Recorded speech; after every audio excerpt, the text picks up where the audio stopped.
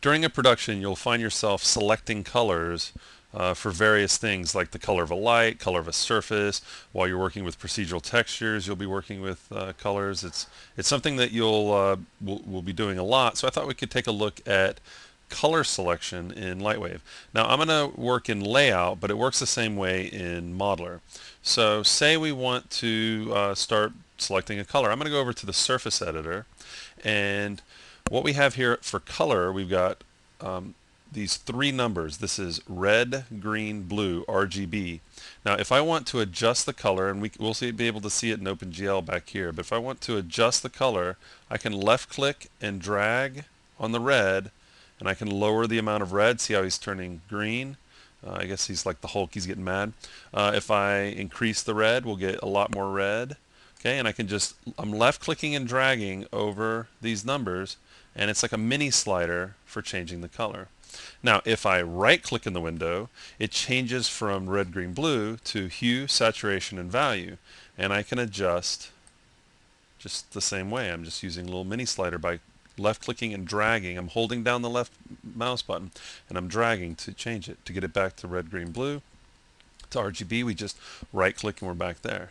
Now next to that is the little color swatch, and when you click that, you bring up the color selection requester that's standard to your specific platform. So this is going to be different if you're on, say, an Apple or a Mac. It's going to be different than if you're on a PC or a Windows system.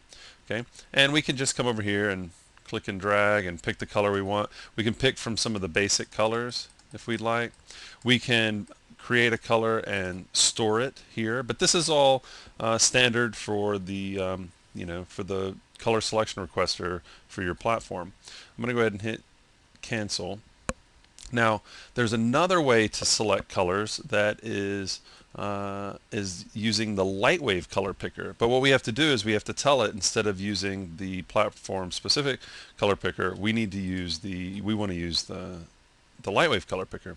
So I'm going to go over to O for general options, but actually I'm in the surface editor, so I'm going to come over here and go O to open up the general tab on preferences. And under color picker, instead of default, which is what we've been using, I'm going to change it to Lightwave color picker and close that down. Now, anytime, not just in the surface editor, anywhere I go to, well, actually, let's go ahead and go over to the light properties, and under light color, again, anywhere you see these RGB values, you can just use the mini slider, but I'm going to open up the Lightwave color picker. Okay, so now anywhere, because I use this option, anywhere I go to click on that color swatch, it's going to bring up the Lightwave color picker. Now, the quick color allows me to use mini sliders for hue, saturation, value, and RGB. I can store and use custom colors that I set up. Okay, but I can also hop over here, and this is a little bit more like what we were doing in the color selection requester that came up by default. Okay, and I still have the ability to key in the numbers manually if I want. Okay, but I can pick from here. I've got tint and shade that I can work with, and again over here I have the ability to go bright and dark, brightness and darkness right here. I've got tint and shade, I've got wavelength, but where I really get excited, especially since we're in the light properties panel, is Kelvin. This is light temperature. So if I want a warm light, I'll come somewhere over in here. I mean, I can go way over here, but usually I try and stay within this range right around in here. So I can go with a warm light and I can go with a cool light. So though you can have, various color lights in your scene, and you might call for a purple light or a green light, usually I'm in this range right in here. I'm either working with a nice little warm light or a nice cool light.